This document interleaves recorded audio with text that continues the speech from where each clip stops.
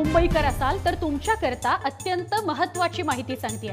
मुंबई नगरीवर पाणी टंचाईचं संकट उद्भवू शकतं, कारण मुंबईला पाणी पुरवठा करणाऱ्या तलावाची पाणी पातळी घसरली आहे। एकूण 7 तलाव जे मुंबईला पाणी पुरवठा करतात, त्यातील सर्वाधिक साठवण क्षमता असलेल्या भातसा आणि अप्पर वैतरणा तलावांची परिस्थिती गंभीर आहे। भातसामध्ये 7% तर अप्पर वैतरणामध्ये केवळ 1% पाणीसाठा शिल्लक आहे आणि या तलावांमधून विविध जलवाहिन्यांद्वारे दररोज 3850 दशलक्ष लिटर पाणी पुरवठा शहराला करण्यात येतो।